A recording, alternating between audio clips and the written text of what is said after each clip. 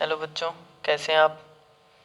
हमने complex number शुरू किया था और लास्ट लेक्चर में हमने स्क्वायर रूट फाइंड किया था। आज हम करेंगे important form, polar form. Got it. Complex number की अब तक जो हमने फॉर्म की थी x प्लस आइटा वाई, उसे कार्टेशियन फॉर्म बोलते हैं। अब हम करेंगे पोलर फॉर्म। तो उसके लिए सबसे पहले हमें कार्टेशियन प्लेन के बारे में कॉम्प्लेक्स प्लेन के बारे में पता होना चाहिए। कॉम्प्लेक्स प्लेन क्या होता है? कॉम्प्लेक्स प्लेन होता है जिसमें हम कॉम्प्लेक्स नंबर को क्या करते हैं, represent. The plane in which we represent complex number. Got it. इस प्लेन को गॉसियन प्लेन भी बोला जाता है और इस प्लेन को हम आर्कन प्लेन भी बोल सकते हैं। इस प्लेन को क्या बोल सकते हैं? Argand plane. कॉम्प्लेक्स नंबर को प्लेन के अंदर कैसे रिप्रेजेंट करते हैं? जैसे हमें कोई कॉम्प्लेक्स नंबर गिवन होगा 5 प्लस आइटा या a प्लस आइटा b, तो इसे हम कैसे रिप्रेजेंट करेंगे? कॉम्प्लेक्स के केस में जो x एक्सिस होती है उसे बोलते हैं रियल एक्सिस, और जो y एक्सिस होती है उसे बोलते हैं इमेजिनरी एक्सिस। Got it. तो जैसे हमें a पॉइंट, a रियल के ऊपर कोई भी a पॉइंट और b पॉइंट किस पर हो जाएगा? इमेजिनरी पे। Got it. तो इस टाइप से हम कॉम्प्लेक्स नंबर को रिप्रेजेंट करते हैं ज्योमेट्रिकली। अब हम बात करते हैं पोलर फॉर्म के बारे में कि पोलर फॉर्म क्या होती है। देखो, z is equal to r cos theta plus iota sine theta, इसे बोलते हैं कॉम्प्लेक्स नंबर की पोलर फॉर्म। कौन सी फॉर्म बोलते हैं? Polar form. कार्टेशियन फॉर्म जो एक्स वाई में होती है और पोलर फॉर्म जो आर और थीटा में होती है। Got it. तो पोलर फॉर्म क्या होगी? Cos theta plus iota sine theta. यहाँ पर जो आर होता है वो होता है मोड जेड के इक्वल, जेड के मोड के इक्वल। मीन्स हमें कोई भी एक कॉम्प्लेक्स नंबर दिया ए बी, इस पॉइंट की ओरिजिन से जो डिस्टेंस होती है उसे आर बोलते हैं। ओरिजिन से जो डिस्टेंस है उसे क्या बोलते हैं? आर। मॉडुलस का मतलब भी यही होता है, ओरिजिन से कोई पॉइंट तक की distance. Got it. Distance from origin को हम क्या बोलते हैं? मॉडुलस।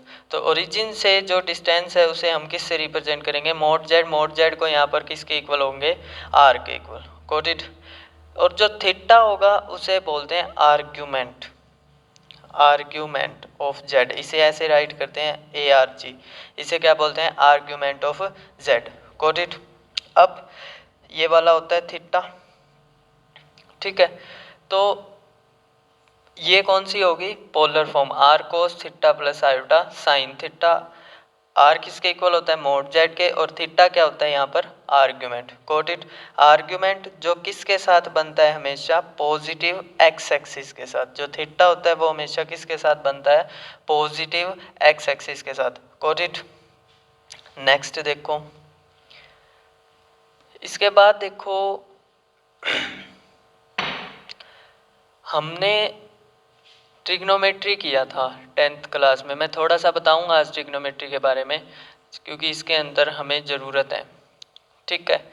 तो देखो, उसमें हमने 0 डिग्री किया था, उसमें हमने 30 डिग्री किया था, उसमें हमने 45 डिग्री किया था, उसमें हमने 60 डिग्री भी किया था। अभी थोड़ा ही बताऊंगा मैं इसके बारे में, फिर हम जब चैप्टर में जाएंगे तो डीपली इसको एक्सप्लेन करेंगे।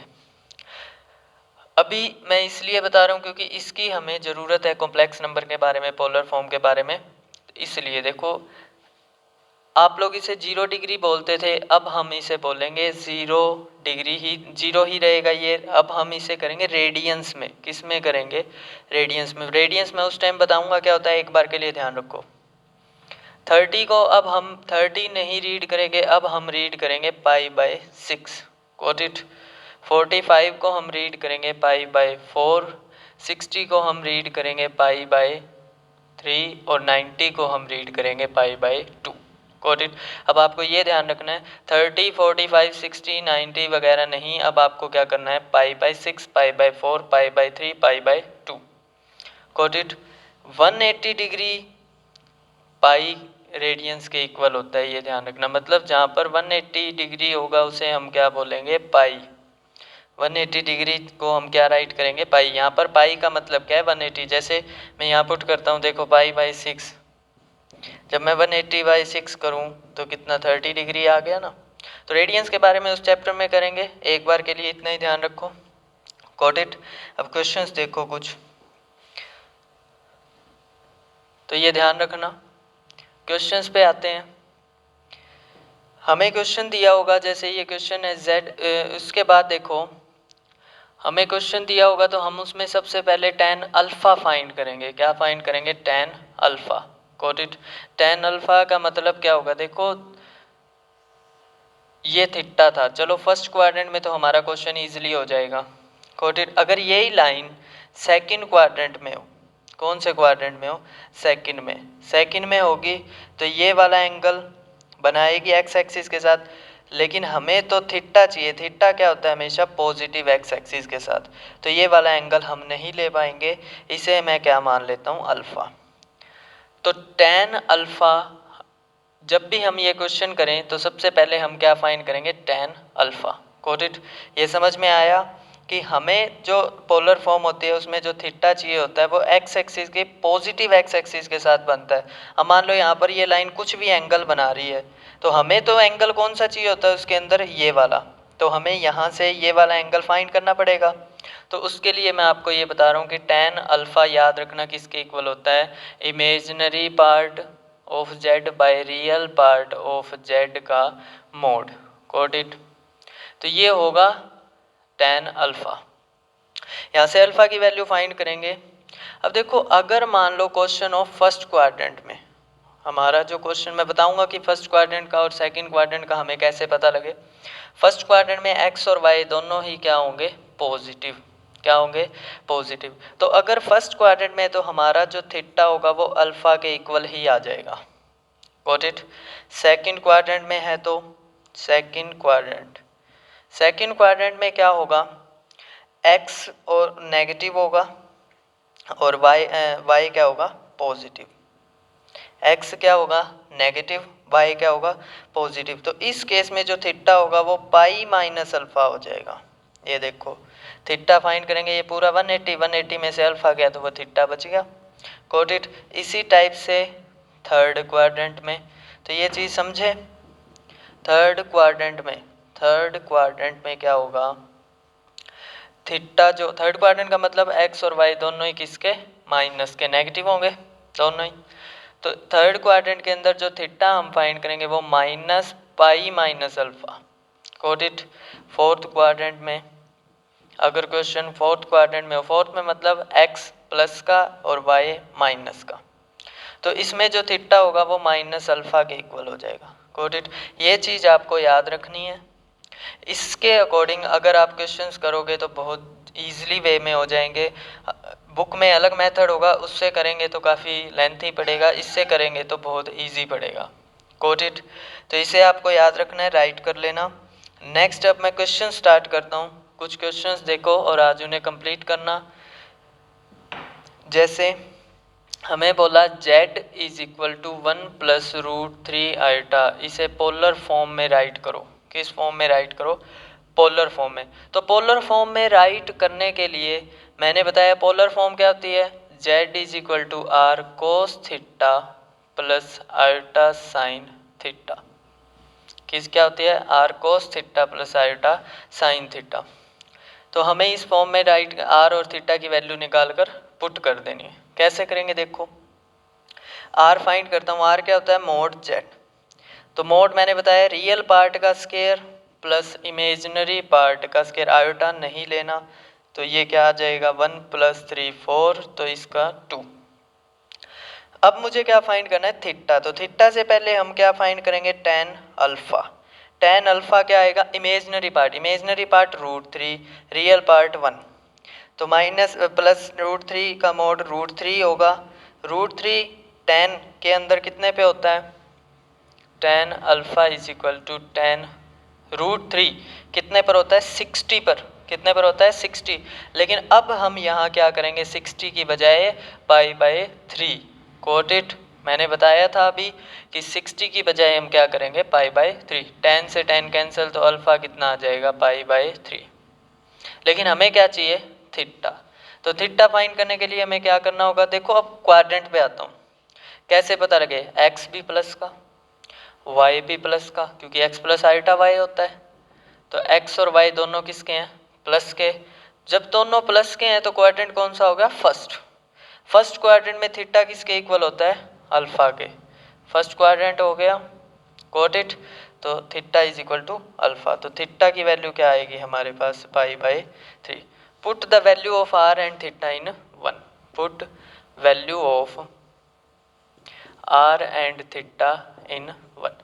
तो पुट कर दो, जेड कितना आया 2, कोस थीटा कितना आया π/3 और साइन कितना आया π/3। ये आपका क्या होगा आंसर।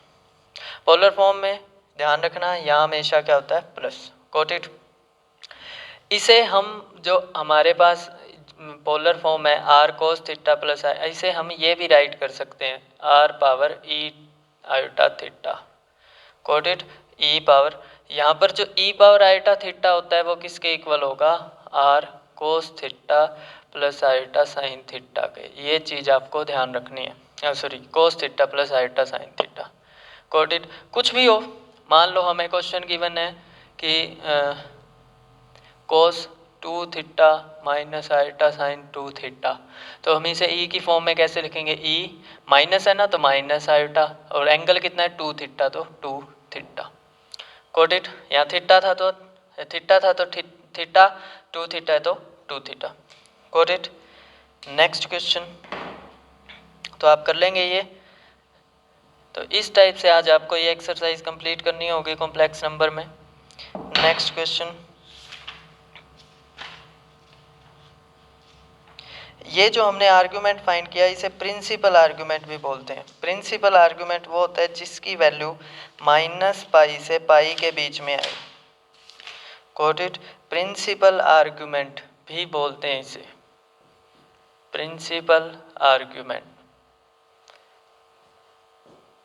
इसकी वैल्यू हमेशा -π से π के बीच में ही आनी चाहिए, गॉट इट। अब कुछ क्वेश्चंस देखो, जैसे हमारे पास क्वेश्चन है 1 minus iota by 1 plus iota. इसे हमें किस में राइट करना है, इसे हम मॉडुलस एम्पलीट्यूड फॉर्म भी बोल सकते हैं। जो हमारी पोलर फॉर्म है उसे हम मॉडुलस एम्पलीट्यूड फॉर्म भी बोल सकते हैं, ध्यान रखना, मॉडुलस एम्पलीट्यूड फॉर्म।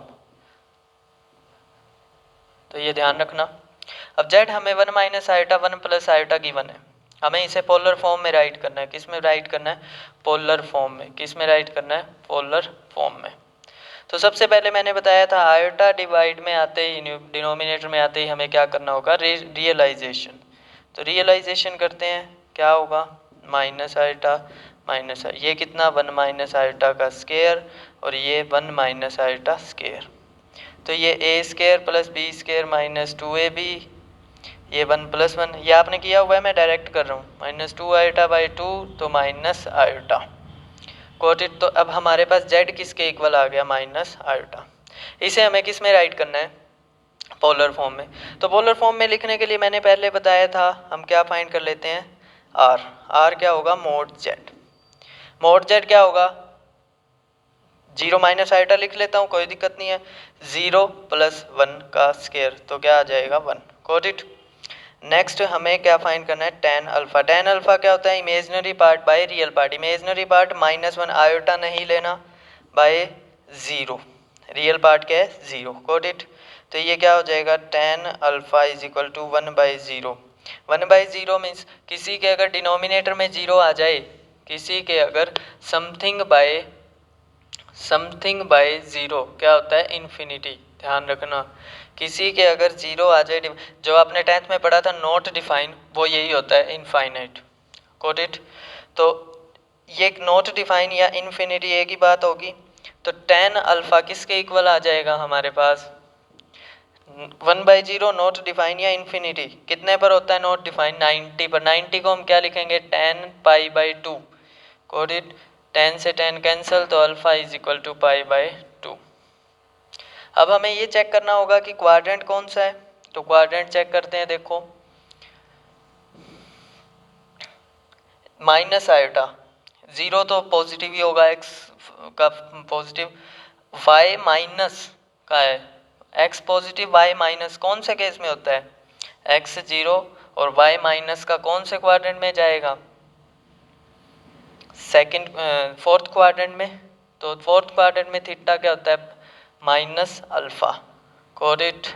ये किस में होगा, फोर्थ क्वाड्रेंट में, क्योंकि x प्लस का y माइनस का फोर्थ क्वाड्रेंट में थीटा क्या होगा, माइनस अल्फा, मैंने भी बताया था। तो ये कितना आ जाएगा, माइनस पाई बाई 2।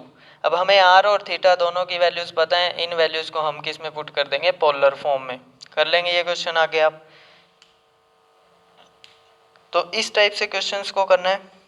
आज इतना ही करो, कल हम कुछ और क्वेश्चंस करेंगे इसी से रिलेटेड, और आर.डी. शर्मा से हमारा जो 13th चैप्टर है वो कंप्लीट हो जाएगा। गॉट इट बच्चे, वीडियो हम आपके लिए ही बना रहे हैं, तो आप इसे देखें तो ज़्यादा से ज़्यादा लाइक और सब्सक्राइब करने की कोशिश करें। Got it, thank you.